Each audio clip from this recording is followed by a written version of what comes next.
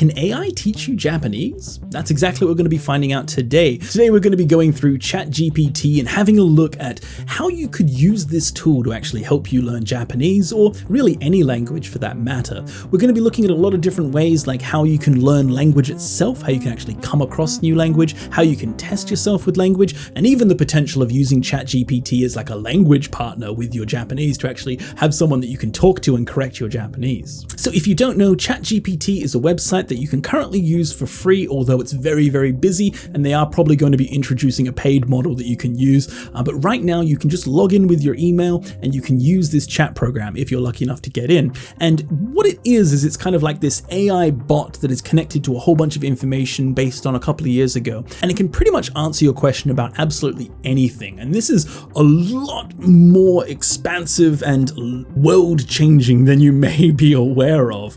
In my view, this could actually be the next step in era that we are looking at, right? When we had going to the library, and then we had, for example, things like Google, the internet, and now we have this. I see this as very much the next step in our technology. This is quite insanely, scarily impressive. So let's find out if this can be useful for you to learn Japanese with. So let's start from the very beginning. Let's say you're a beginner learning Japanese. Well, let's ask it what you should do to actually best help you learn Japanese. What do you recommend a beginner learner of Japanese do to best start approaching the language? And so already it's starting to answer our question, and it does a really good job of kind of giving a kind of baseline of what you should do. Actually, recently I asked this what I should do to improve my own YouTube channel, and it pretty much nailed every response, like a top 10 list of everything I should do. It's pretty scary. So let's have a look at this top 6 results that we have, the 6 steps that you can use as a beginner to help you learn Japanese, according to AI. So step number 1, familiarize yourself with the basics of the Japanese writing system. Hiragana, katakana, and kanji. Yep, that's a pretty good first tip.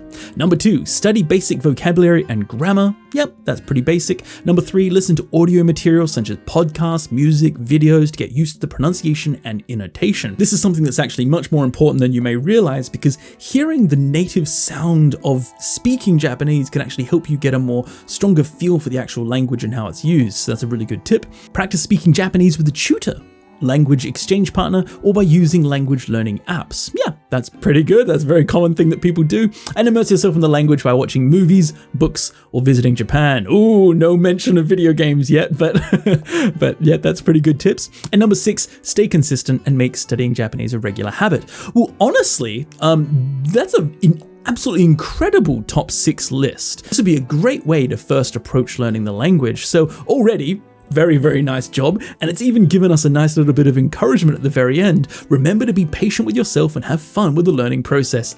Couldn't have said it better myself, right? Be patient and just enjoy the ride. Wow, that's amazing. So already it's kicking it out of the park with responses to help you. So you could actually, in this window of conversation, if you have a look in the top there, this is actually a part of like a chat room with the AI, and you can actually just ask it questions straight up without having to explain everything all over again when you're in this particular chat box. So I could just ask it any question and it knows that we're talking about the same conversation within this chat box. So for example, let's say number 1, it says familiarize yourself with the basics of the writing system. So let's ask it a little bit more. What would you recommend a beginner do to best approach step 1? So it should automatically know what step 1 is, because this is a part of the conversation. And that's a really useful part of this AI technology, that it can actually understand based on previous information. That means you can just add small little bits and kind of further refine. It's quite impressive. Wow. Okay. Incredibly impressive. So let's have a look at its recommendations to approach step number 1. As we know, step number 1 is familiarizing yourself with the Japanese writing system, and it's already recognized that. We can see that. So it gives us another 5 steps of how to actually do this. Learn the basics of hiragana and katakana. That's the first thing you should do. Yep. that's absolutely correct. These are 2 scripts used for writing words and particles. Start by memorizing the characters. Yeah, I absolutely agree. This is a great first step. Then start learning basic kanji. Yes, definitely. Once you know hiragana and katakana, the next thing you should do is start trying out kanji.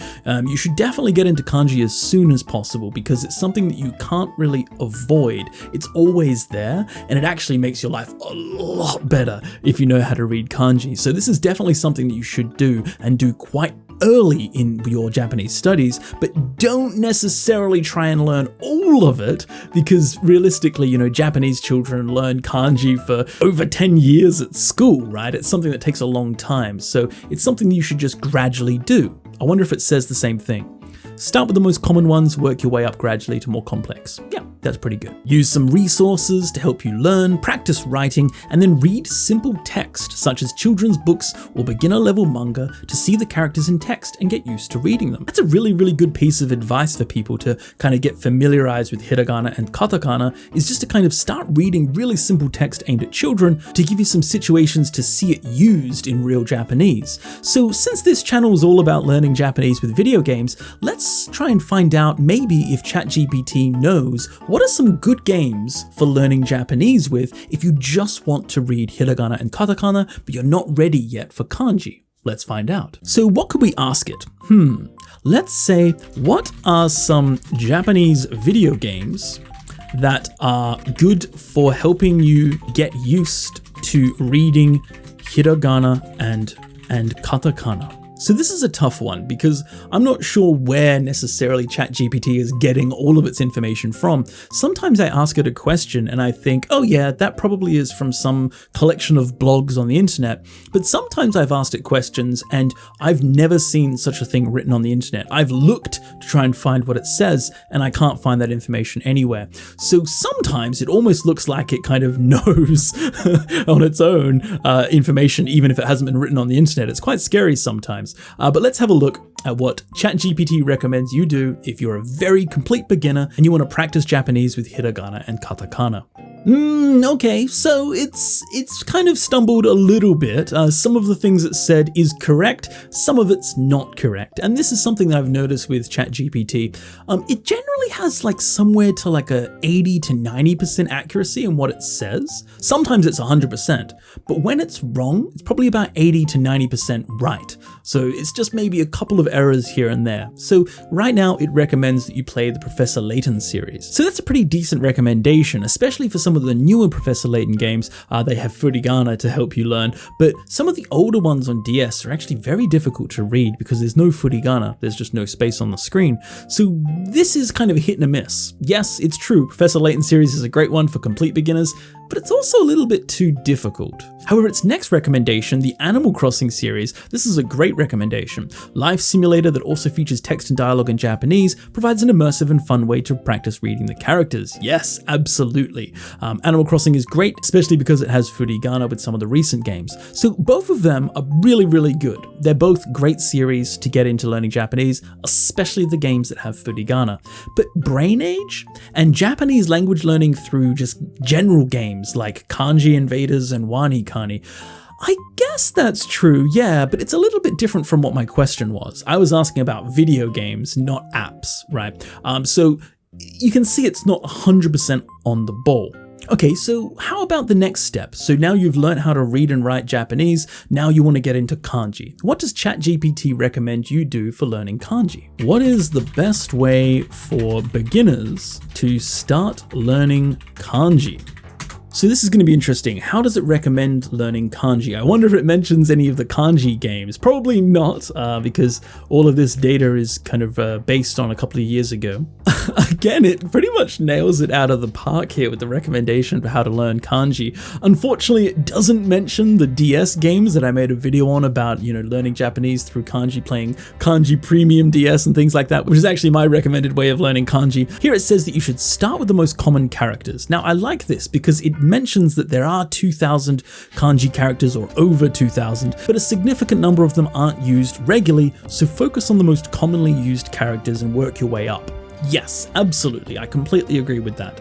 You should definitely learn with the most commonly used things first rather than any other grading system. Because if it's commonly used, that means it's worth your time to learn. If it's rare, you don't really need to worry about it too much. And unfortunately, a lot of the grading systems kind of go off of all kinds of different criteria, not necessarily how useful it actually is to learn. So I would definitely recommend studying the most useful things first.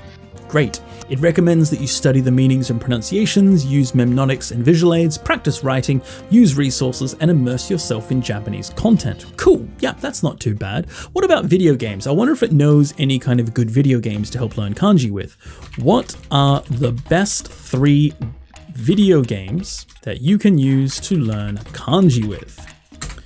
It does have an issue with video games sometimes. Sometimes it recommends apps and things like that, which is really unfortunate. Here are 3 video games that can be used to help learn kanji.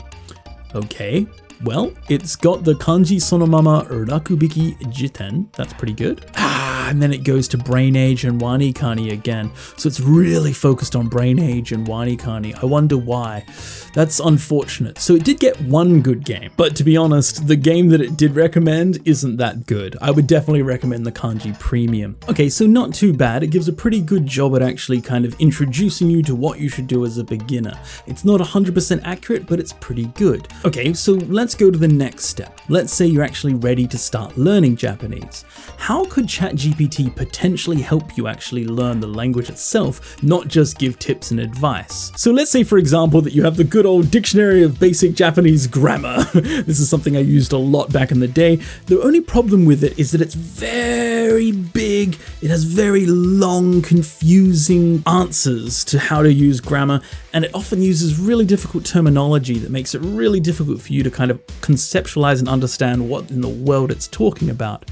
The cool thing about ChatGPT is it can actually explain it to you in whatever level you would like. You could ask ChatGPT, for example, to teach a concept at a certain grade, like explain the wa particle to a complete beginner, or explain the wa particle to someone who's advanced, or explain the wa particle to someone who's like a 10-year-old, or explain the wa particle in the voice of Super Mario. There's so much you can do with this. It's absolutely insane. So let's just have a look, for example, at some sort of confusing concept that's kind of long-winded, and let's see if ChatGPT can do a better job. So something that beginners often get really confused with is the difference between the wa particle and the ga particle. Because in a lot of Japanese learning materials, they teach them like they're kind of the same, and it doesn't do a very good job of actually teaching you what the difference is. I've actually made a pretty good video on that if you want to check it out yourself, but let's find out and see what ChatGPT says. So for example, explain very simply to a beginner what the difference is between the wa and ga particles are in Japanese. And let's add on some example sentences as well. It was so close to doing it perfectly. So here it says the wa and ga particles are used in Japanese to indicate the subject of a sentence and to distinguish it from the object. It's a little bit long-winded, not too simple. Wa is used to indicate the topic of a sentence and often translates for as for or regarding. Perfect. For example, watashi wa gakusei desu. As for me, I'm a student. Perfect. Ga is used to indicate the subject of a sentence. Yes, that's correct. And it often translates to but or however. That's true, but it's kind of confusing to explain that right now. Watashi ga benkyou shimasu. I will study. So it doesn't quite explain why ga is used instead of wa. In short, wa emphasizes the topic being discussed, while ga emphasizes the subject performing the action. Ooh, that is great. That last part there nails it. So in short, wa emphasizes the topic. That is 100% what wa does. Watashi wa gakusei desu. As for me, I'm a student. It's really putting emphasis on the topic, me. I'm the topic of this sentence. We're talking about me. That's what the wa particle does. Ga emphasizes the subject that performs the action. So this is really useful. Whenever you see the ga particle, you know that it's talking about something doing something. Watashi ga benkyou suru. I am the one that is studying. Watashi ga suki. I'm the one that likes. So ga here is explained very, very well. So again, it's pretty much like 80 to 90% correct. actually everything it said is correct, it's just a little bit confusing. So another cool thing you can do with ChatGPT is, let's say for example, you really don't quite get what the difference is still. You understand, yeah, topic, subject, but what does that even mean? Let's say, watashi wa gakusei desu, watashi ga gakusei desu. What's the difference between these two? Well, you can ask ChatGPT this and it will do a pretty good job at explaining it. Yeah!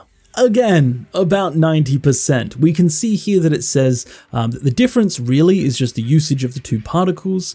Wa is used to indicate the topic. For example, you could be used in a context when someone is asking you to describe yourself and you're talking about yourself. Watashi wa gakusei desu. Yep, that's pretty good. Ga is used to indicate the subject.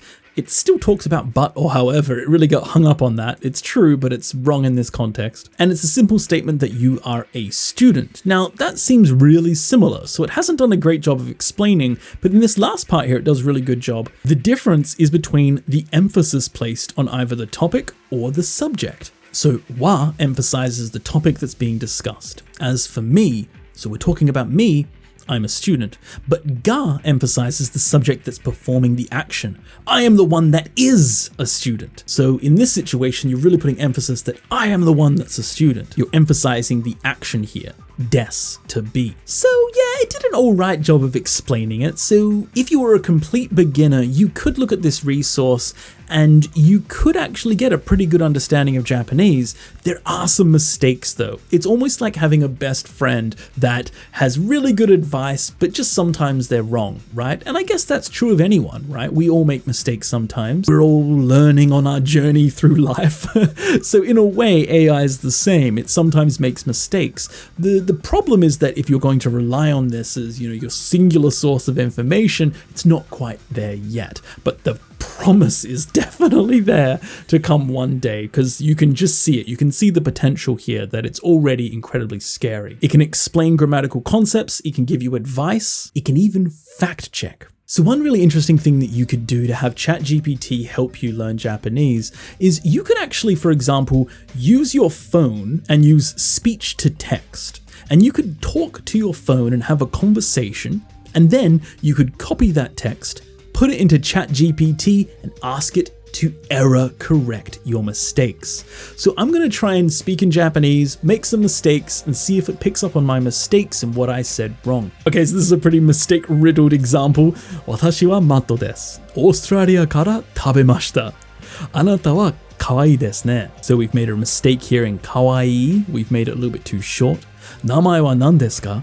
Kareshi wa arimasu ka? So we've said arimasu instead of imasu. You don't say arimasu with living people. So let's see what happens when ChatGPT fact checks this and tells us what's wrong and how to fix it. Okay, let's see if it does a good job. I'm not too sure what's going to happen. This self-introduction contains several mistakes. Inappropriate comments. Saying you are cute to someone you just met is not appropriate in many cultures. That's kind of funny that it picked up on the being cute.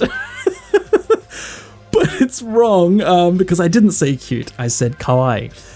Grammatical errors. The sentence watashi wa matto desu, Australia kara tabemashita is grammatically incorrect. Okay, that's true, yes. Privacy invasion. Asking someone if they have a boyfriend is a personal question and it's considered impolite to ask unless you've established a close relationship with the person. Whoa, okay, so it's gone a completely different direction than what I intended, but it's not wrong. Well, to fix these mistakes, avoid making personal comments focusing on introducing yourself. Check the grammar if you're not confident in your language. Respect privacy. A better introduction could be Watashi wa matto desu. Australia kara kimashita.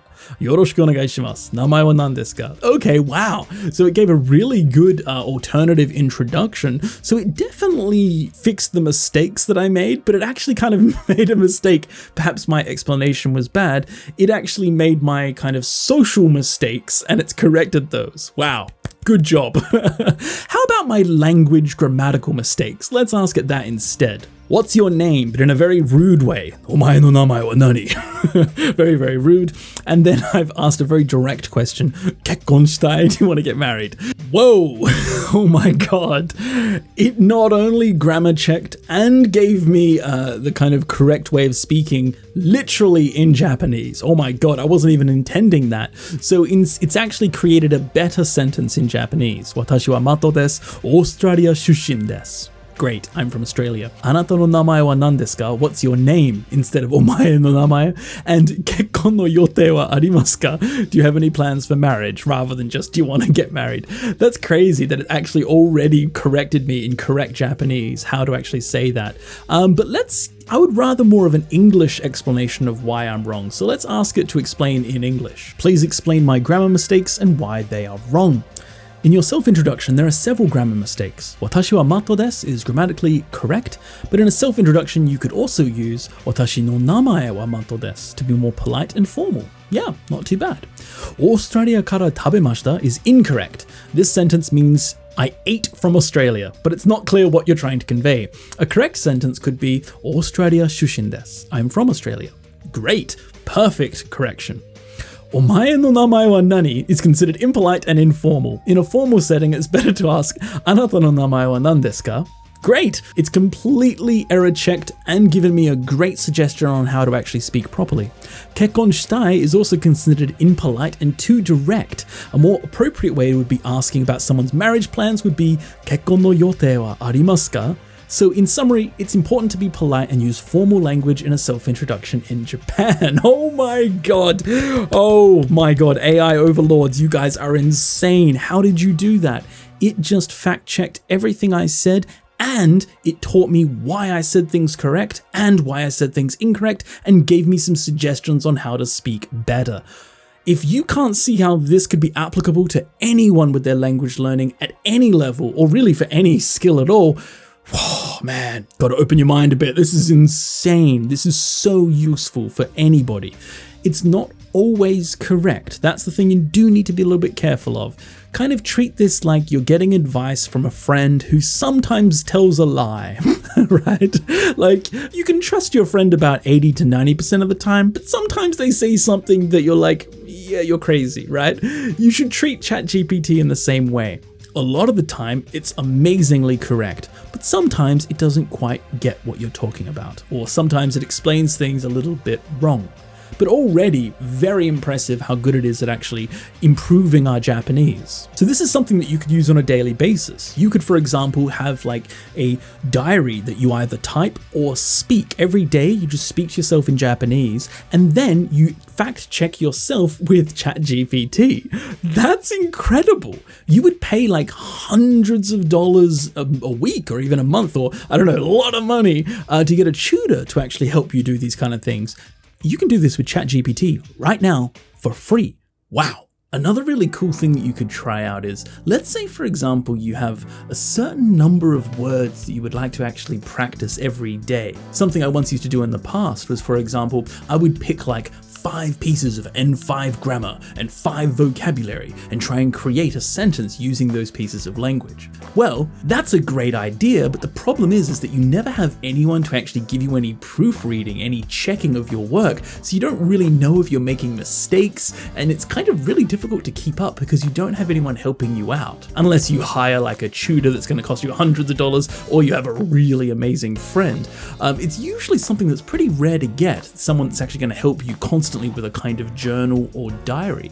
But you could use ChatGPT easily to help you with these problems. So let's say, for example, that I want to practice using 5 pieces of grammar from the N3 level. And every day I'm going to repeat this with 5 different pieces of grammar and keep on trying to improve my skills and kind of give myself an opportunity to use Japanese. And we're going to use ChatGPT to try and help give us feedback and help us develop our Japanese. So I've just randomly picked 5 pieces of N3 Japanese from my list that I have that I use to create my videos. So we have bekida, dake de naku, moshimo, tara, naito, and niyoru to, or niyoreba. So I'm going to try and make some sentences using these pieces of grammar, and I'm going to make a couple of intentional mistakes and see if ChatGPT can actually correct me on these mistakes and help me with my Japanese. Okay, so here I have a practice conversation using those 5 pieces of grammar, and I've included a couple of mistakes. So let's have a look and see if ChatGPT can see the mistakes that I made and also correct them and explain why I made those mistakes, and perhaps even how to fix them. Okay, so let's have a look. Okay, that's pretty impressive. So let's have a look and see how it went at correcting my mistakes. And, you know, even if it makes mistakes, already this is very, very impressive. I think that this is definitely more than enough for any Japanese language learner to pick up some information about mistakes they might make. So incredibly interesting. So it nailed every mistake that I made. It got the first one that I made. I said, Benkyou beki kiga shita. Now, not only is that wrong grammar, but it's even given me a reason why it's wrong grammar and even a little bit of an example of how to speak a little bit more naturally. So it says that Benkyou beki is incorrect, and that's true. You need to have it in a verb form, so like Benkyou surubeki or Benkyou subeki. The verb suru needs to be in the dictionary form. Exactly. So that is the mistake that I made, and then the correction. Saikin nihongo o benkyou suru beki da to omotta. So that's a really, really good actual fix to my sentence, because I said kiga shita, and that means kind of like I have a feeling, whereas da to omotta is like I thought. This is a little bit more natural way of speaking, so this is a really, really, really good correction of my Japanese. The next one that I made a mistake was up here. I said yondeiru dake de naku.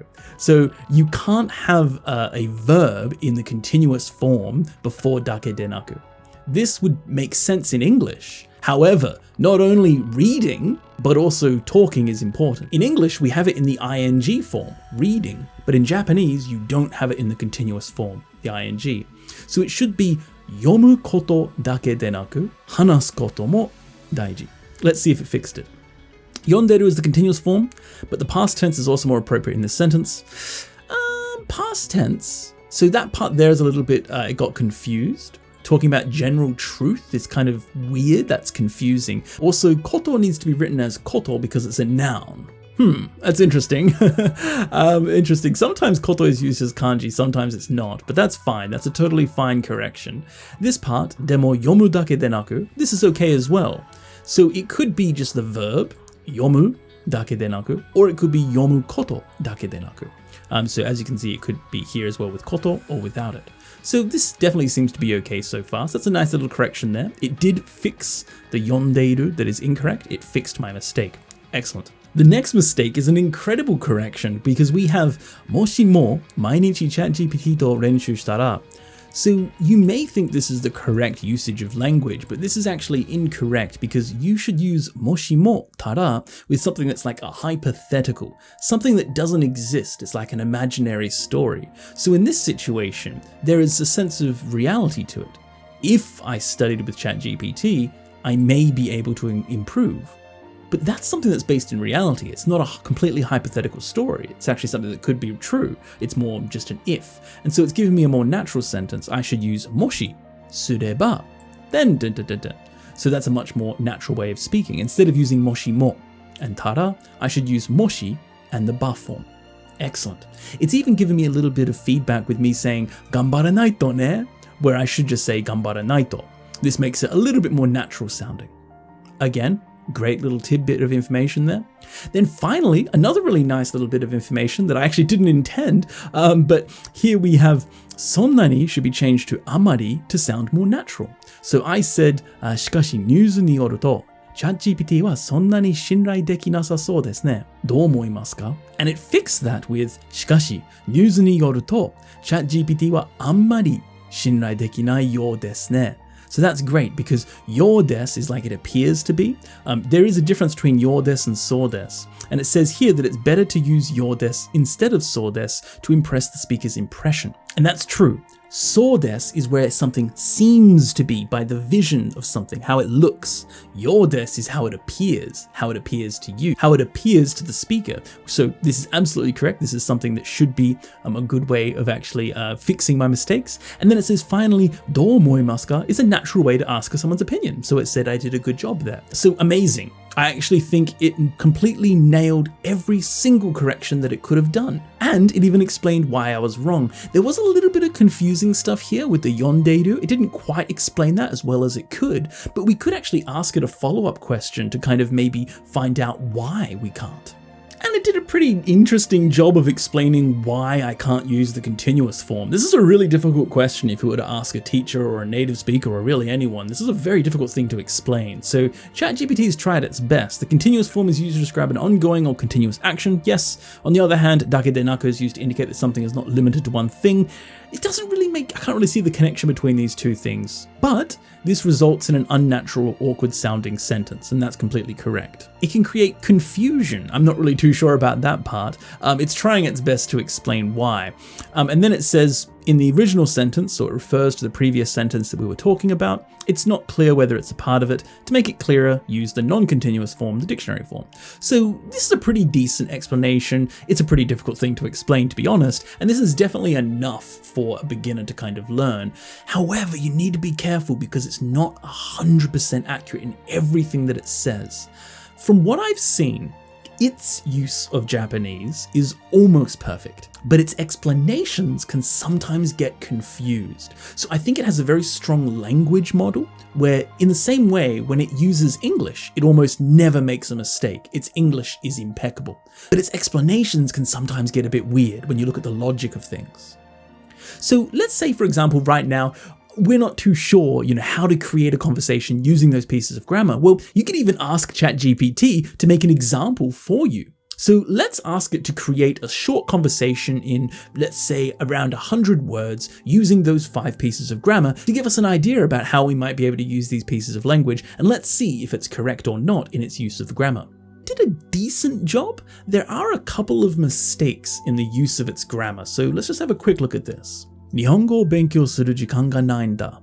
Perfect. 毎日少しでも勉強すべきだよ。Perfect. 読むだけでなく、話すことも練習するべきだ。Perfect. もしも毎日少しでも勉強したら上達できるかもしれないよ。Excellent. そうだね。でも、どの教材を使うべきだろうか。ネイティブの話し方を学ぶなら、ChatGPT がいいによると思うよ。Ooh, it's made its first big mistake. So this first part here, ChatGPT がいいによると思う. That's completely wrong. So it seems to be making a confusion here with によると, and it's not really too sure how to use this piece of language. Following part of the conversation is perfect. そうだね。ChatGPT で練習してみようかな。頑張らないと。その通りだ。毎日続けないと上達できないからね。So there's only really 2 things that are a little bit weird. Its use of ni yoru to is quite strange, that it's completely incorrect grammar, and it's also a little bit strange that it's talking about a hypothetical story.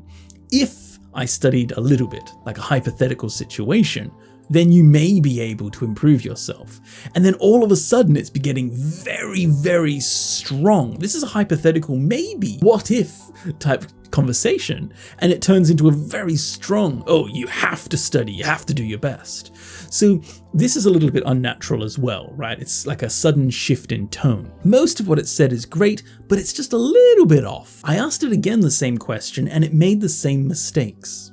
So perhaps this is my error. That's the thing about ChatGPT. The user needs to have the correct questions in order to get the correct answers. So for example, I've said ni yoru to, but perhaps that confuses it. Maybe that's not how you should actually ask about this grammar point. Same thing with bekida. So I asked it here now in a different way. Instead of bekida, I've said suru beki, make it really clear so it can't make a mistake. And instead of ni yoru to, I've put a little bit of one of those squiggly lines. That means according to something that comes before it. I've also gotten rid of the tada in moshimo tada because it didn't conjugate that correctly last time. So just we have moshimo now. So this is the simplest and clearest that I can give it, right? I don't know how to make this any more simple and clearer other than saying noun dake denaku, verb naito or something like that. So let's see how it went. So as we can see, this is very, very good. Perfect, perfect, perfect, perfect, perfect, perfect, and yeah, pretty good, pretty close to perfect, just a little bit unnatural. So there are only really 1 or 2 things I could say about this conversation right now that are a little bit off. So the first thing that kind of stands out a little bit is repetition of language. We have so da ne, so da ne. It's a little bit unnatural for the one speaker to say so da ne and the other one to say so da ne, so da ne, so da ne. It's a little bit unnatural to keep repeating the same expression to each other over and over again. It's kind of robotic, right? Instead, you might use a different phrase like tashikani or something like that to kind of make it a little bit more natural so you're not just repeating what the other person said. So in this situation, this is correct, but it's a little bit odd. And there's only one other thing. I actually asked my wife, who's Japanese, and she had an issue here with moshimo. And it wasn't because it's wrong grammatically, it's just moshi mo is not really something that people really use that often. People understand it when it's being used, but it's just not something that is actually used that often in conversation. It's a little bit more of an emphatic way of saying moshi. So this is something that you definitely see in media, and you definitely need to learn if you're doing the JLPT, but it's not something you necessarily need to use in your daily life. But as far as grammar goes, this is perfect. So my corrections of actually asking it a little bit clearer gave it a perfect conversation. So this is very interesting. Your prompts are really important in order to get the best possible Japanese. So we can definitely see that ChatGPT could be a really useful tool to help you, both to get information, to kind of summarize things, and also to kind of correct your Japanese and give you some tips, or even give you some examples of itself. But you just need to be careful because it's not accurate 100%. It's very scary how advanced this technology is. It's very scary what this could become. This is very much the first step. Already you could use this to help your Japanese entirely. One thing that really pops up to me is ChatGPT would be a better conversational partner in many ways than an actual Japanese friend. And the reason why is because your Japanese friend is still going to make mistakes. They're still not going to know how to explain things perfectly. And they're not going to be correcting you every 5 seconds because it's kind of weird to do that, right, in native conversation, to just be talking and constantly correcting the person. We generally want to have a kind of nice flow of conversation when we're talking, so we try and avoid those kind of stops in conversation so we can keep the flow going. That's just a natural thing we all want to do. So it's very difficult when you try and error correct your friends. You don't want to be error correcting them every 5 seconds. But ChatGPT has no issue with that. So I see, for example, just having a simple conversation incredibly useful. A way of just using your Japanese and getting a little bit of feedback, insanely useful here with ChatGPT. This could be very scary in terms of language partner, the whole business of, language partner businesses where people pay to actually talk to someone. I see this as being a bit of a threat, right? Because it is actually pretty good to chat with. I'm just going to carelessly write and make a bunch of mistakes and just speak, and I'm going to ask it to correct my Japanese and just kind of see. For example, here I've asked it to be my Japanese language partner, respond to my conversation, and correct my mistakes in English. Now, it seemed to have gotten a little bit confused in the first part. It did reply to what I said in Japanese, which is really nice, but it forgot to actually correct my Japanese. So I asked it to correct my Japanese, and it said, of course, what would you like? Where do you have some problems with? And then I repeated my sentence, and now it said that my Japanese, there isn't any problems in my Japanese. It's a very natural piece of grammar that you've used. However, saying YouTube in katakana is correct, but often they will just write YouTube like that rather than putting in katakana. And also it said "doga o tsukutte imasu," making a video. You could actually say "doga o seisaku shite imasu." Rather than making a video, you're producing a video. But there's no problems in my grammar. That's very nice. We did get a little bit of feedback. Let's say, for example, you're at a level where this is just too difficult for you. Well, now you could ask it to actually say it in English. Certainly, your Japanese sentence was grammatically correct and the expressions you used were very natural. The only minor issue was the usage of YouTube, which is correct katakana spelling, but when written in Japanese, YouTube is more commonly used. It's kind of weird that it's repeating YouTube in the comma, but I guess it's just kind of showing you that it could be both of them. And here, "doga o tsukutte imasu" is sometimes expressed as "seisaku shite imasu." So, very, very nice. Let's say you're a complete beginner and their response here was just way too difficult for you, way too challenging for you. Well, you could ask it to speak in a little bit more simple level. So now I've asked it to respond and speak to me in Japanese in very simple beginner level Japanese. And it said, "Konnichiwa, shoshinsha level no nihongo de o kotae shimasu ne. Nani ka shitsumon wa arimasu ka? Nihongo no benkyou ni o yakutatte dekiru you ni well, it's already speaking in very polite language. This is right here as N4 Japanese, not quite beginner level. It's using keigo with me, so I may have to ask it to drop keigo if it keeps talking in this kind of confusing language. But I've said, As for right now, I'm living in Kyoto and it's become very, very cold. In order to not sleep in the kotatsu the whole time, what should I do? And it's responded, Konnichiwa, hello, Kyoto ni sunderu desu ne. So you live in Kyoto, huh? 最近はとても寒くなってきましたね. So this is a nice little way of saying, better than how I said it, 寒くなりました. It's become cold. Here, 寒くなってきました. So tekuru is a much nicer way of saying it. こたつに入りたくなりますが, you become like you want to go into the kotatsu. However, ずっと入ってるわけにもいきませんよね. So it's not that you can be in there forever. 寒い時には温かいお茶やスープを飲むと体が温まります。また、暖かい服を着たり、お風呂に入ったりすることもおすすめです。So already it's doing a really good job of kind of talking about my topic in quite simple Japanese. It's pretty simple. Most of this grammar is totally fine. また、室内で運動すると体が温まるので、軽いストレッチやジョギングなどをするのもいいですよ. So it's also a good idea while you're in your room in order to warm up your body, just do some light stretches and jogging. That's actually something that I really do. I have my weights and I kind of do shadow boxing with while I'm holding the weights and do some jogging on the spot to kind of keep my body. So there's really good advice there. 寒い季節は, as for cold seasons, and then it says that, in order to take care of your body in cold seasons, you should be taking care of yourself and staying warm. It's very important. So really good conversation, right? It's a little bit long and I could probably ask it to be a bit shorter, but it's a great conversation buddy, right? Like you're getting Japanese. Majority of this is correct Japanese. So like even if you pick up one or two mistakes here, there's like 99% is accurate. It's very impressive. So now I've asked it to fix my Japanese. So it says my Japanese is mostly correct, but here is an even more native expression. 今、私は京都に住んでいます. So yeah, okay, that's pretty good. 今は京都に住んでいますけど, as for right now, living in Kyoto. However, they've said now, as for me, I'm living in Kyoto. So that's not bad. とても寒くなってきたので, so that's a very nice correction there. Because or since it has come to be very cold. So that's a bit better than the one that I wrote. As I already said, I just said samuku narimashita. It's a very basic way of saying it is cold, right? It's become cold. But here it's more, it has come to be cold, which is much more natural way of speaking in Japanese. ずっとこたつで, so for the whole time in the kotatsu, rather than ずっとこたつに.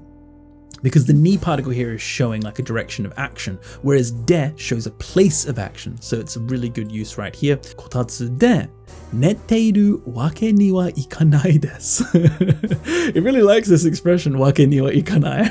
So it has changed my initial intentions with what I was saying. I just said in order to not sleep in the kotatsu. But here it said in order to not be asleep for the whole time in the kotatsu, but it's corrected it and saying that I must not sleep for the whole time in the kotatsu. What should I do? どうすればいい turns into どうしたらいいでしょうか? So that's a really nice correction here. It's kind of a little bit more of a nice way of asking rather than my more casual way of speaking. So it has corrected some of my Japanese. It has changed the meaning of what I was intending in some of the situations. But it's certainly an interesting thing to look at and kind of see, okay, well, maybe that's why I made that mistake. Getting this kind of feedback is a bit rare. Now, obviously, as I need to say constantly, it's not always correct, but it is still useful. But you could even ask it to explain, right? Explain in English why you made those corrections. And then it will explain it to you in a simple English rather than Japanese because perhaps you had a hard time. So like there's so many different ways and you have to get the right prompts and you have to realize that it's not 100%, but it could definitely be a useful tool. It's a really interesting and scary thing. Okay, so it has explained why it's made those changes, and I totally agree.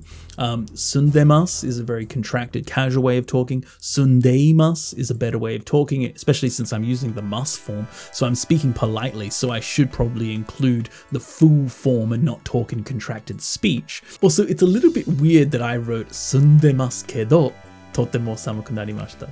It's like, I live in Kyoto, but it's become very cold. It's like, but the fact that I live here, it's just a bit of an odd way. So their correction of just saying, I live in Kyoto, recently it's become very cold, however, that's a much better way of talking. So it's kind of explained that, right? I changed the word order to make it more natural and added no there, which indicates the reason. So that's really, really nice.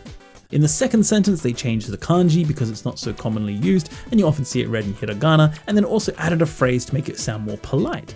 So that's all really good. It didn't explain why it added wake ni wa ikanai to my sentence, but it did a pretty good job explaining things. There are definitely ways of utilizing this technology to help you in your Japanese studies, so it's incredible. Now, it is not perfect. I have to say this over and over again. It's not perfect, so you cannot just trust everything that it says for gospel of truth. But at the same time, you shouldn't really trust anyone's word for 100% gospel for truth. It's always really good to get a kind of balance of information and then kind of weigh it up against each other and kind of go with the collective answer, because that's going to end up giving you the most accurate thing. So people make mistakes, and so does ChatGPT. So the only difference is ChatGPT makes those mistakes very, very confidently, whereas people, generally when they're not sure about something, they might make a few, oh yes, I'm not sure.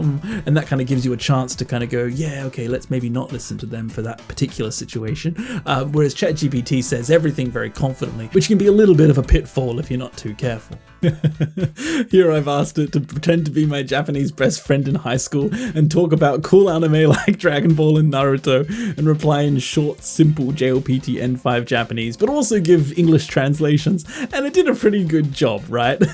I said, hey, have you seen the anime from this morning? It said, yeah, Dragon Ball and Naruto are the best, right? Dragon Ball ya Naruto te saikou da yo ne. So that's pretty good.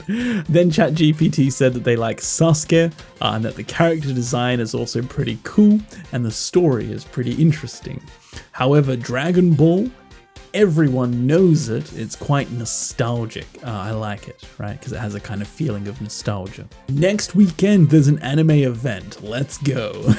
So it's spoken in casual Japanese. It's spoken pretty correctly. It's a pretty good language partner. Let's ask it what's its favorite anime of all time. Okay, 私の一番好きなアニメは君の名は. Okay, so ChatGPT likes 君の名は. Interesting.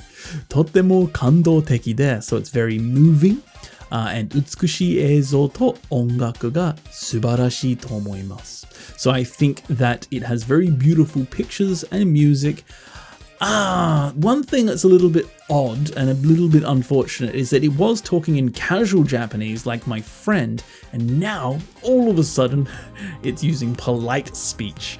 So it's now kind of feeling very distant to me. Like that's in Japanese, when you use polite speech with someone really close, it makes you feel further away, like you have to be polite with them. So that's unfortunate that it's kind of changed. It's still being a good language partner. This is still good enough. It's definitely better than what most people can get, and this is completely for free. Let's just ask it to drop polite speech. Oh, cool. And it's going to say the same conversation again, this time in casual Japanese. Awesome. That's very, very nice. Oi, 今朝のアニメ見た? Hey, you watched anime this morning?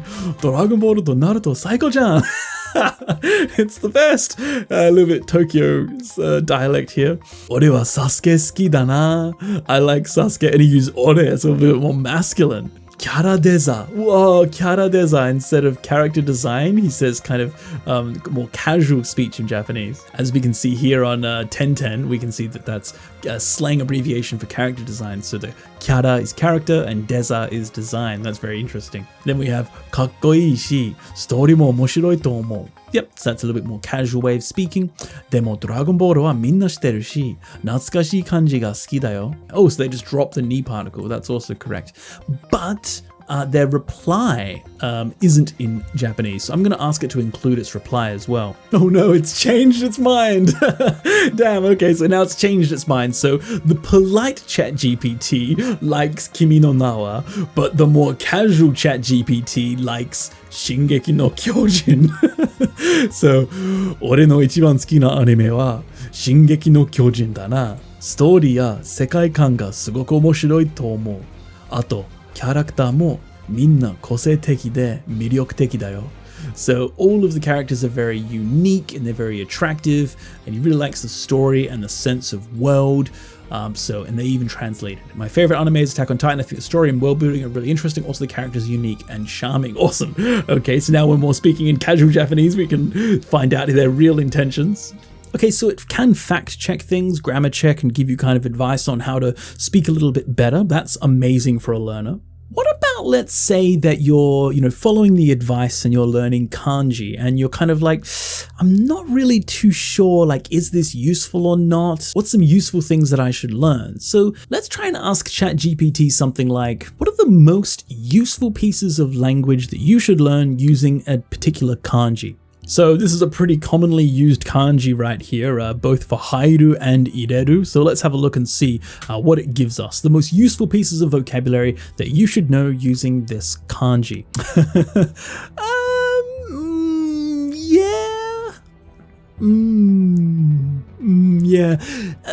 Pretty good. Again, treat it like a friend who's right 80 to 90% of the time, but wrong 10 to 20% of the time. Yep.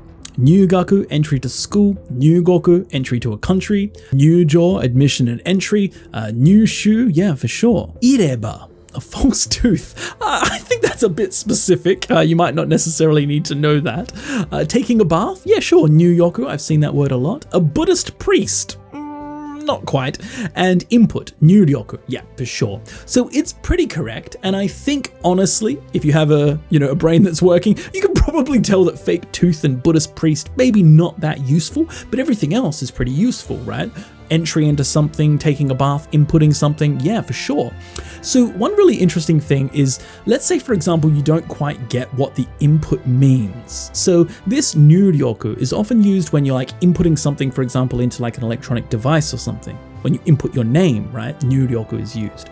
So what you can do, you can actually ask ChatGPT to kind of explain the context in which something is used. So let's try that with nuryoku and see if it does actually give a similar explanation. So what is the context in which nuryoku is used? Give some examples and explanations, and let's see how it goes. Nuryoku is a common word in the field of computing science and technology. That's exactly what I just said. It refers to the act of inputting or entering data or information into a system such as a computer, mobile phone, or software application. Boom! Ding, ding, ding, 100%. Here are a few examples and explanations of the usage of nuryoku. A keyboard. Yes. A form. Yes. Data. Yes. Voice input. Yes. In general, nuryoku is used to describe the process of putting information into a system regardless of the method or device used. That is the best, clearest, simplest, nice summaried example of how nuryoku is used with context I've ever seen. I don't know how to compete against this, right? Once this gets 100% accurate, like, you don't need teachers anymore. This is scary stuff. I'm a teacher myself, and this is quite intimidating. Right now, it's not 100% correct, but it can definitely get there. It's very impressive. Now, obviously, it's not perfect, and it's definitely going to be, there's always going to be a use for the human element, right? To kind of fact check things and give a little bit more of like a human approach to things. Sometimes it's right, but sometimes it's very, very wrong. A machine can't necessarily understand everything, but my God, it's doing a good job. So if you're ever kind of not understanding the context of a piece of vocabulary, you can actually ask ChatGPT and it'll probably do a pretty decent job of explaining it. Now, this is a very common word. What about if you were more of an advanced level learner? What if it was something that was so rare that like you wouldn't really see too often? Let's say, for example, you're trying to play Persona and you see the word nanji. And you're like, what is this? I get that it's you, but is it really something I need to know? Let's ask it, for example, a very high level question. Yeah, and this is where it kind of stumbled a little bit. So it got the reading of it wrong. Nu. This particular use that I was looking at here is for thou, archaic nanji, like seen in Persona series. So it didn't quite get the reading. It's used to refer to the second person. It's a formal and archaic way of addressing someone. Yes, that's perfect. It is true. It is archaic and formal way of addressing someone, like thou, right? It's not commonly used in modern Japanese. Instead, kimi, anata, and omae is more commonly used. Yes, 100%. So again, 90% accurate, right? Just the reading of the actual word isn't necessarily correct. But if you had, for example, Yomi-chan or Ten-ten, then you'd be able to fix that pretty quickly just by highlighting it. It's more common in classical Japanese literature. And then in conclusion, it's not necessary for a beginner to learn the word, but it can be useful to know for those interested in classical literature and religious texts. So this is useful, right? It's not 100% correct, but this is definitely enough information for a beginner to be like, oh yeah, I probably don't need to know this. So maybe don't add this word to your Anki deck, right? So that's quite useful, definitely interesting. Okay, let's try a different approach. So we can see that, ChatGPT can be very useful for learning vocabulary, getting context, fact-checking the way that you speak, your writing. It's pretty useful. It's not 100%, but it's pretty useful. Okay, well, let's say that you wanted to find out the most important language that you need to know, perhaps in some sort of field. Like, let's say, for example, you're going to Japan and you need to know the appropriate words in order to kind of get by in Japan. Or let's say, for example, you're wanting to play a video game. What are some pieces of language that you should know in order to get started? Let's try with the first question. So let's say I'm going to Japan for a week in Japan. What are some absolutely essential phrases that I need to know in order to get by and make some friends? Okay, so I'm going to ask it to teach me the top 20 phrases for getting by in everyday life and making some friends in Japan for 7 days. Let's see what it gives us. Yeah, well, it did a pretty good job. It definitely tried its best to give us the 20 essential phrases for everyday life and making friends. Konnichiwa. Hello. Sayonara, goodbye. It's a little bit of a formal way of saying goodbye. You might just say jane or matane or something like that, but yeah, okay, goodbye. Hai, iie, yes, no, onegaishimasu, please. Arigatou gozaimasu, thank you.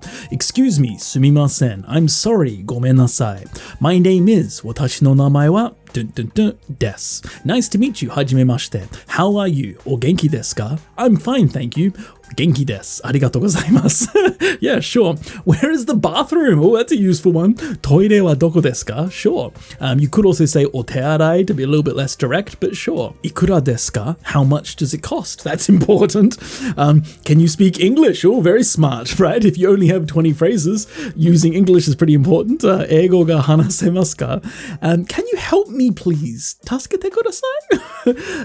Tasukete is a little bit too strong in this situation. I actually used it myself. Tasukeru is a little bit more of like a save, right? It can be help or assist, but perhaps like tetsudao is a little bit more commonly used for like helping, right? In this situation, tasukete kudasai is like, can you save me or something? It's a little bit more exaggerated. I don't understand. Rikai dekimasen. Could you repeat that, please? Sore o kurikaeshite moraemasu ka? That's pretty good.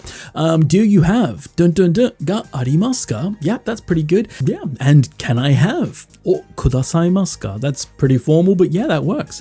You could just say o kudasai, please give, but can I have? Yeah, sure. So it's not bad, right? It's pretty close to 100%. There are some times in which, you might have a bit of error here and there, but this is definitely going to be better than a lot of beginners can do on their own. So hopefully you're already starting to see how useful this tool could be in many different ways. Let's find out about video games. Let's say, for example, that you want to play a JRPG and you want to know the 20 most essential pieces of language that are going to help you kind of navigate the menus in a game. That's kind of useful, right? Let's have a look and see what ChatGPT says. So I've asked it, teach me the 20 most useful pieces of Japanese to navigate a JRPG menu, battle menu, and settings so I can play a game like Dragon Quest or Final Fantasy easily. And already straight out the gate, it's got settings, setsume, options, game, sound, gamen for the screen, saucer for control, centaur for battle, itemu for items, skill for skills, Keikenchi for experience points, Leberu for a level, HP, MP, Kogeki, Bogyo, Kaifuku, Status, Hozon, Yomikomi, and Shuryo. Holy moly, that just aced it. That's perfect. Everything is perfect there. Some of it's a little bit obvious, like HP, MP. You probably don't need to know that. Everyone knows that. But wow, that's amazing. That's really, really good. Let's say, for example, we want to learn the most essential pieces of language to kind of understand what people are talking about when they play like Street Fighter online, right? You might watch a Twitch streamer talk and they might use some language and you don't quite understand what they're saying, and you want to kind of get into that kind of field, but it's just so overwhelming because you don't know the key terminology that's very specific to video games that you don't learn anywhere else. Let's see if ChatGPT can help us. This is going to be pretty tricky. Teach me the top 20 game-specific pieces of language used in Street Fighter so that I can understand when people stream on Twitch. I'm not sure how well it's going to do here. Let's find out. Okay, I'm going to have to stop it there. Already I can see that it's giving me terminology used in the actual video game, which isn't bad, right? That's interesting, but that's not quite what I was wanting, or maybe I didn't ask it correctly. So let's just get rid of Street Fighter and let's just ask it, what is some language used, some kind of slang language, slang terminology used when people stream fighting games on Twitch. Let's see if it does a better job here. The most important slang terms used in the fighting game community. ShinRyu, Hado, combo. Oki, oh my god, yes, a term to describe when you get up, wake up. Oh my god, it did that good. Okizeme, term to describe the strategy of attacking an opponent when they're waking up. Very good. Zoning, yeah, that's nice. Mix up, yes, okay, interesting. So yeah, it did a pretty good job. It's not perfect, but it did introduce some interesting terms. So this is definitely a useful tool. No matter what we seem to do, it does seem to be about 80% correct. Can you rely on it 100%? No, you can't, right? But can you rely on it sometimes? Yeah, sure. Okay, let's say you're playing a game or watching anime or reading something and you come across a sentence that you don't quite understand. Well, you can actually ask ChatGPT to break down that entire sentence for you and teach you every single part of it. So pretty much do my videos for you. Now again, it's not 100% accurate, but it's very impressive. And this is something that's going to be a scary technology in the future. Absolutely. So let's, for example, ask it to break down this sentence that I've taken from Final Fantasy VII. This is talking about the Mako energy, and that this planet is full of Mako energy. Also that the people use this energy in order to live their daily lives. So let's see if it actually translates it correctly and also breaks it down for us. So as far as the translation goes, it nailed it. This planet is filled with Mako energy. The inhabitants use that Mako energy in their daily lives. That's pretty good translation. Okay, so let's say, for example, you didn't quite understand some sentences. Well, this could definitely help you. This is kind of like an advanced level of Deep L, right? The kind of next step of AI translation technology. And now we can even get breakdowns of all of it. And it did a decent job. Kono this hoshi planet wa topic is, or as for. Mako energy, ni with, and then michiteiru, filled with. So it's filled with Mako energy, and we can see that there. It did, however, make some mistakes. If we have a look at the second part, it said so means that, which isn't correct. Sono means that, not so. So that is a mistake that we can see. Everything else, though, it nailed.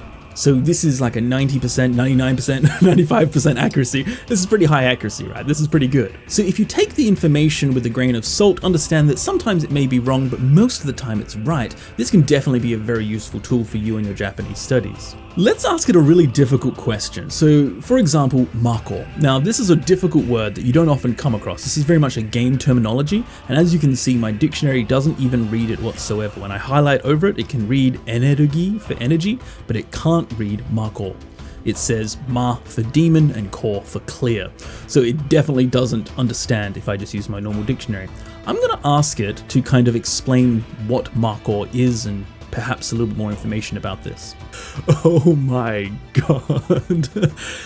That's a pretty good breakdown. That's very, very, very impressive. Mako is a Japanese term that was first introduced in the popular video game series Final Fantasy. It refers to a type of energy source that's used in the game world. Nailed it.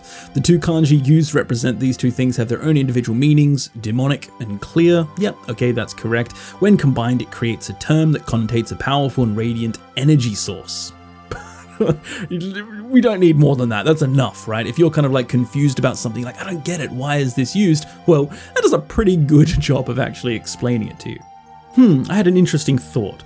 Let's try and see how well it does at actually answering some more in-depth questions. Let's say you're a learner and you're wondering, why is the wa particle used here instead of the ga particle?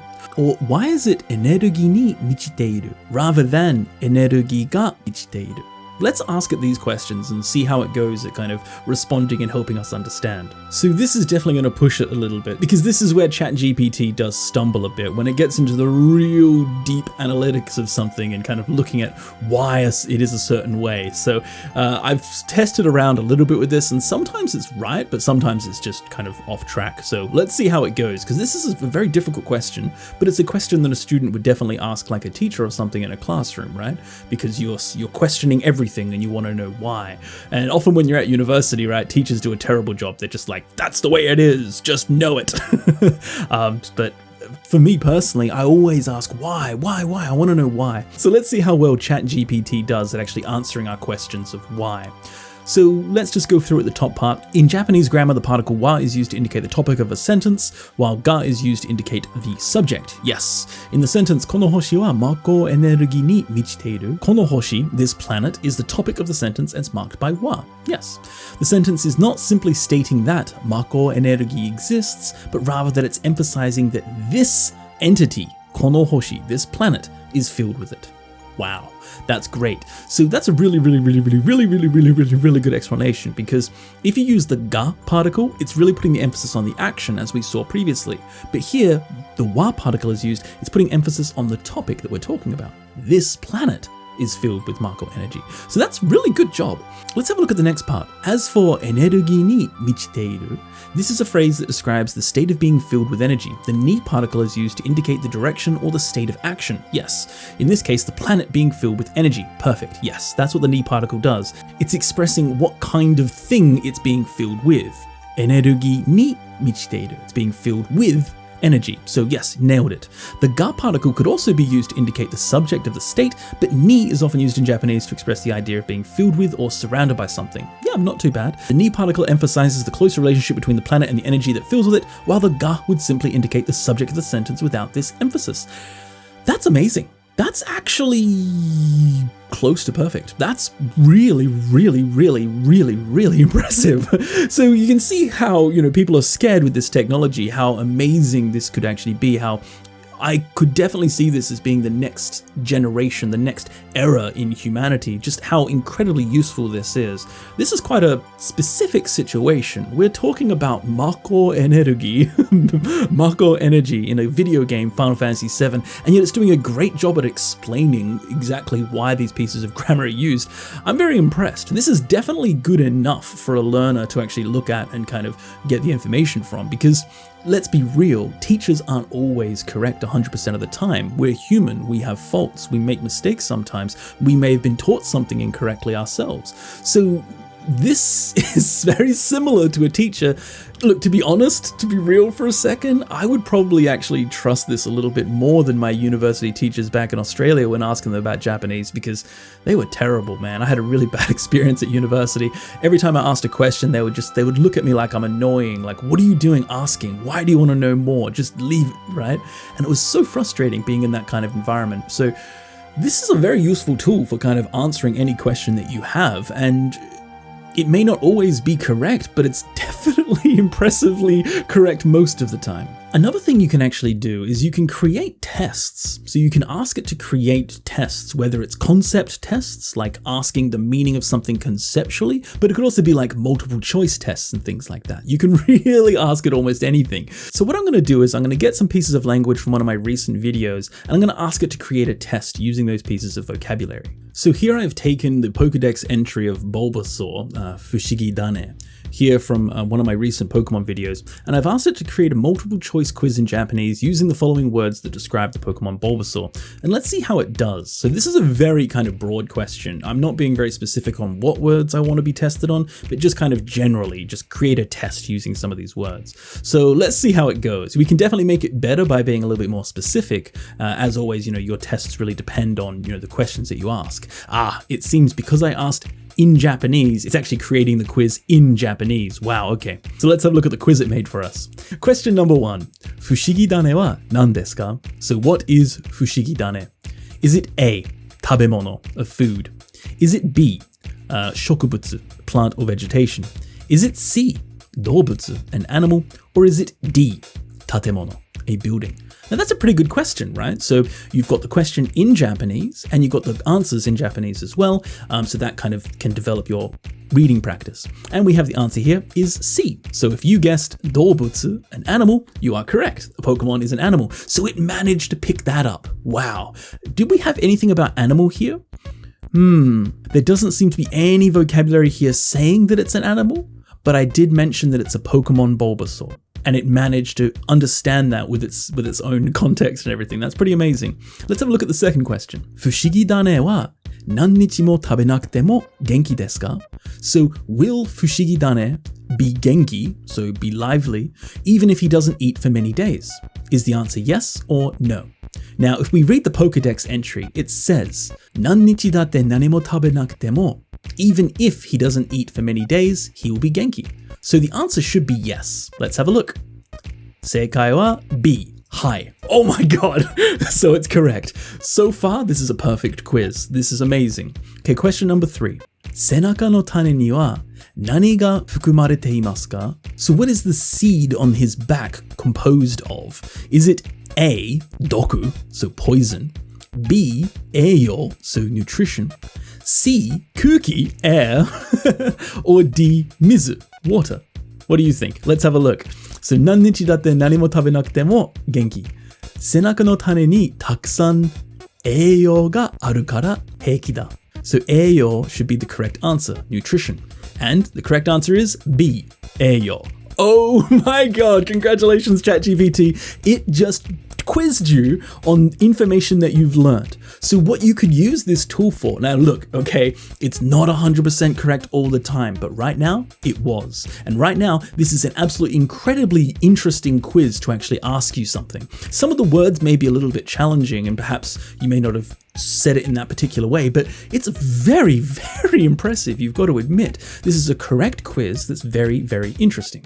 It tested you in Japanese, so you can use this to quiz yourself on things that you've learned. Now, Pokemon may be something that's pretty obvious, right? The internet's gonna know what Pokemon are, right? So let's try and pick something that's a little bit more challenging. Okay, so what I've done next is I've taken the opening conversation between Solid Snake and the Colonel, the Major, who's given him his instructions from the very beginning, very opening scene of Metal Gear Solid that I did a whole transcription for on my channel.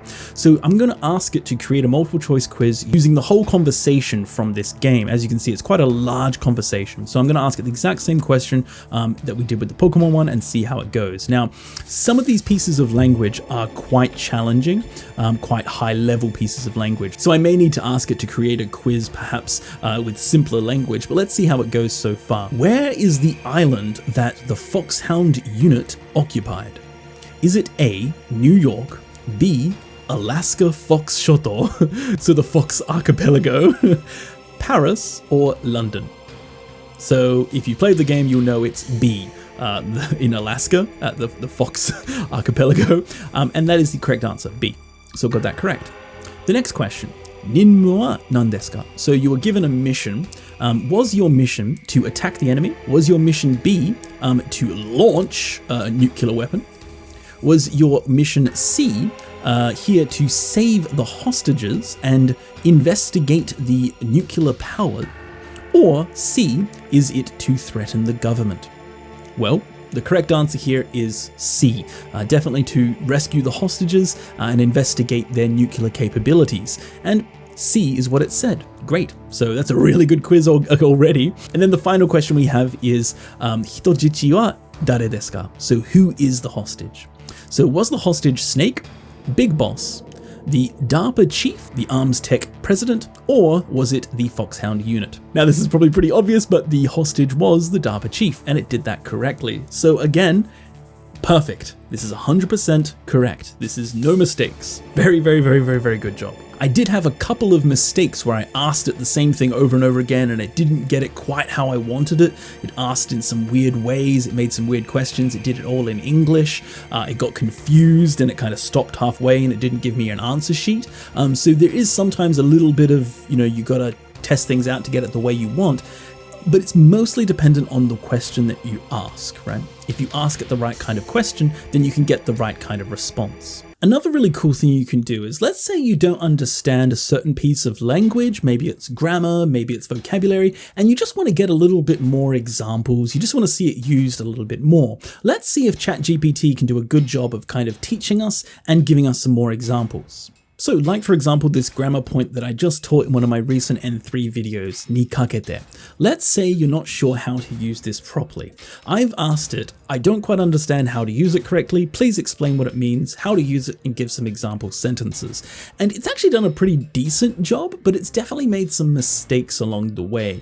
This is a little bit of a difficult piece of language because even some Japanese people might not necessarily know the entire way of using it because it's normally used in like formal situations.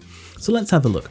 The first thing it says is, ni kakete is a Japanese particle used to indicate the connection between two things, often a connotation or proportion. Connotation of proportion.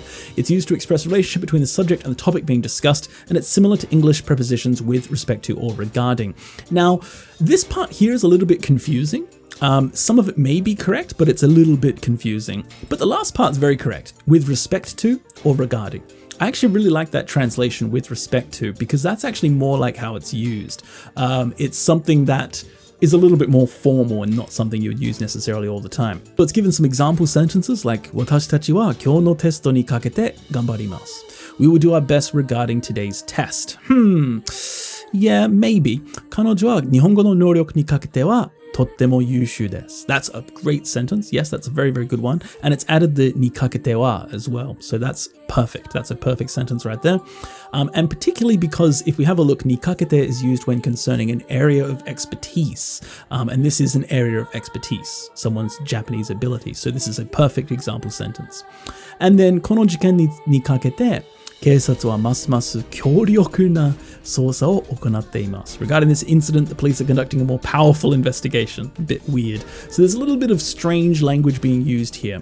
Now, I asked my wife and she said the first sentence and the third sentence may be a little bit off, but that could just be perhaps because she doesn't use this language very often herself. But it does make sense why she feels that way, because ni kakete here is concerning an area of expertise. It says that quite clearly in the dictionary, and a test isn't necessarily, it could be someone's area of expertise, but maybe you might use a different piece of language here. And here, この事件にかけて, この事件, area of expertise, it doesn't quite work. So this is a little bit strange. She said that perhaps you could use ni tsuite instead, regarding or something like that, or ni kanjite instead. And it actually notes this right here, that this is quite a formal academic piece of language, and in spoken Japanese you may hear ni kanjite used instead because they have similar meanings. So this is actually a pretty decent explanation. It's not perfect. It didn't answer everything I wanted, and that's why I said, well, what about when we're used and referred to time? Because I wanted to know the whole kara ni kakete, but I didn't say that specifically. I just said, what about regarding time? And this is where it got a little bit messed up. It said, yes, it can be used to refer to time, and it said during or for. And now it's gone into some really weird territory where it says that we were going to tour during the day tomorrow by the end of this week. I don't necessarily agree with this at all. It seems a bit odd. So then I asked it more specifically because I felt like it didn't answer my question properly. Well, what about kara ni kakete? And now it aced it, absolutely aced my explanations. It's done it perfectly. Kara ni kakete is a phrase used that combines kara and ni kakete. When used together, it indicates a range of time or span of time, like from dun dun dun to dun dun dun. Here are some examples. From 9 a.m. to 5 p.m. So right here. Perfect. From the 10th to the 20th. Perfect. From 4 p.m. to 9 p.m. Perfect. So this is perfect example sentences of how to use kara ni kakete. In these examples, kara ni kakete indicates the range of time in which an action takes place. Couldn't have said it better myself. So that's an incredibly good analysis right there. I gave it a bit of a confusing question and it gave me a confusing answer. I gave it a clear question, it gave me a very clear and accurate answer. And here I gave it perhaps a little bit too non-specific. There's many uses of ni kagete, and that's why it didn't answer in every way. So often it depends on your actual question that you ask, depending on what answer you're going to get.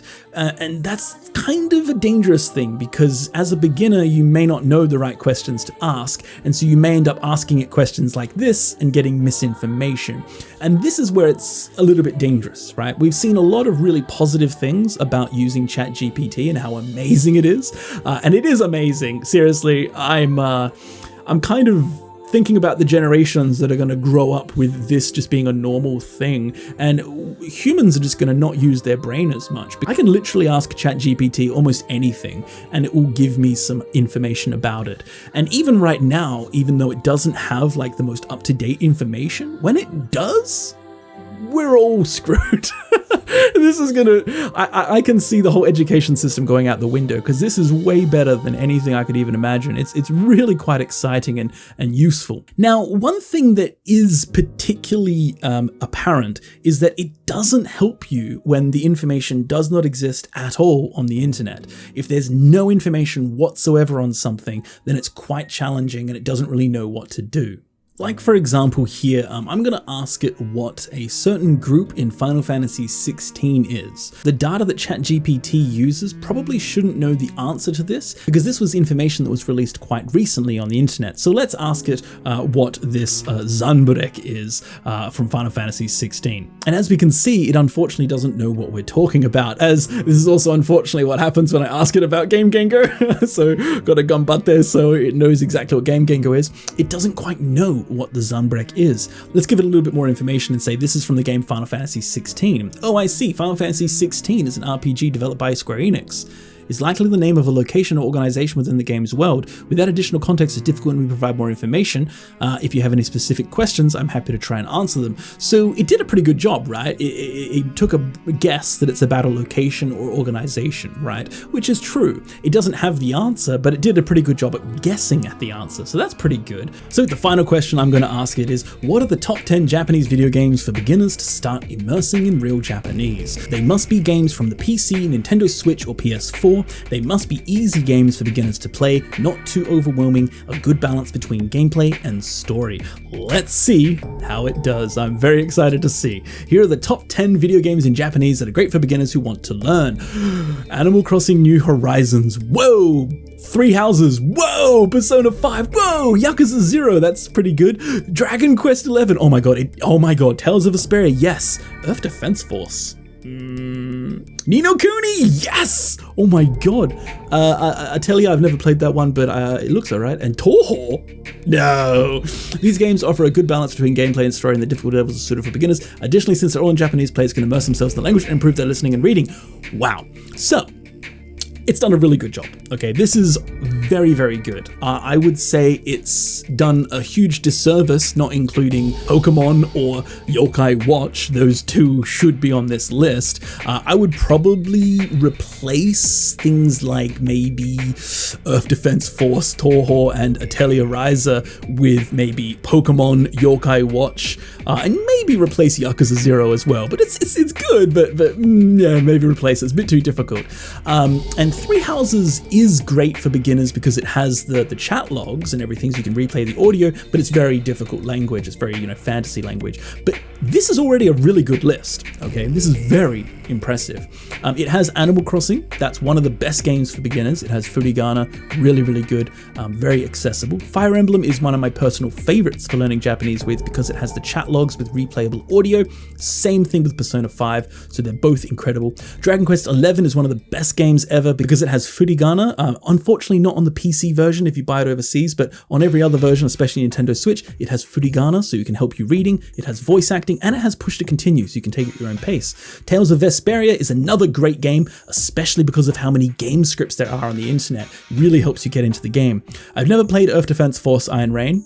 I might have to check it out. Ni no Kuni, absolutely an amazing game for Nintendo Switch. I've never played Atelier Ryza.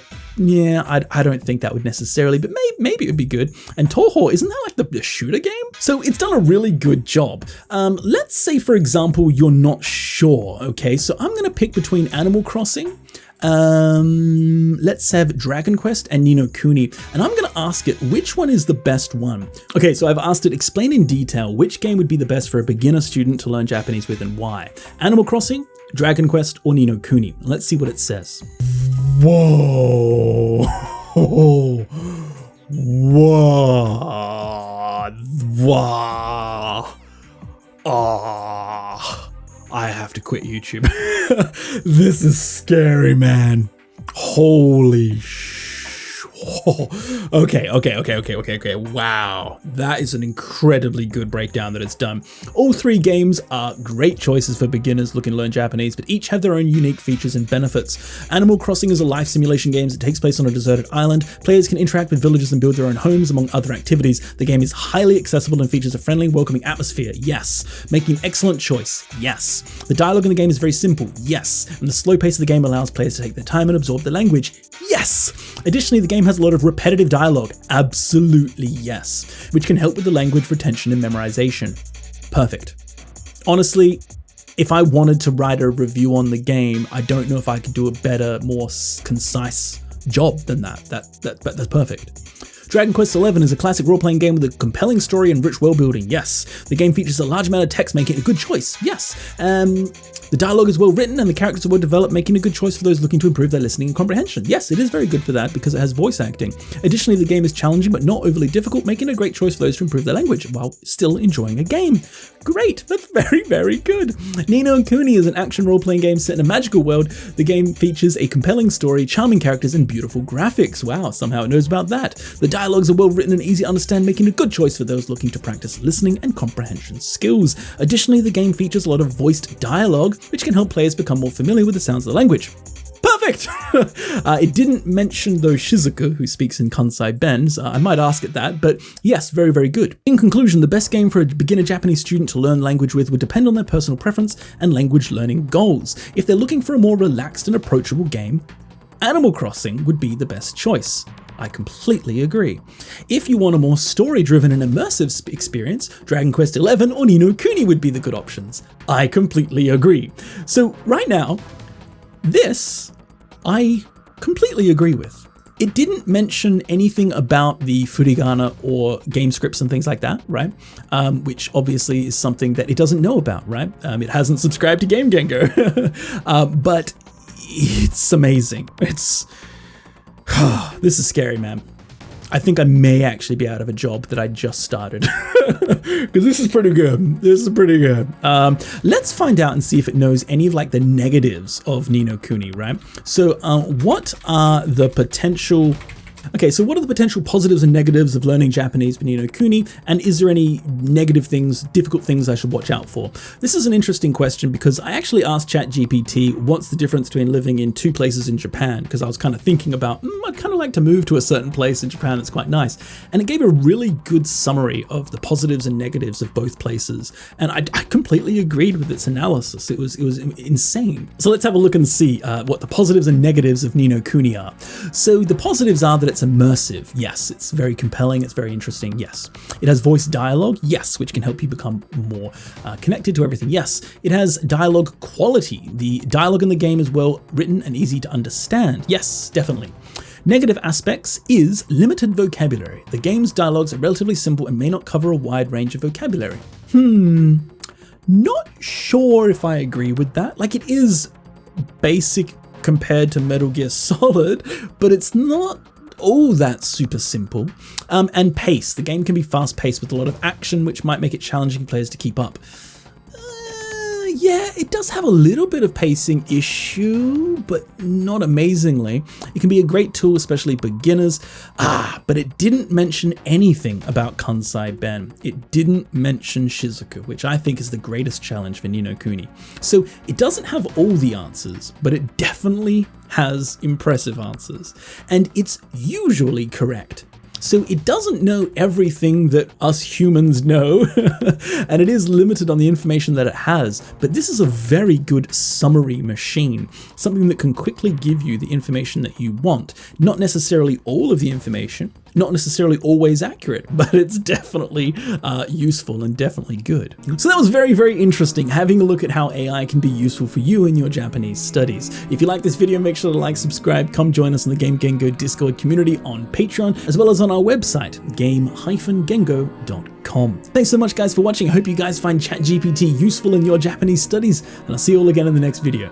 See ya.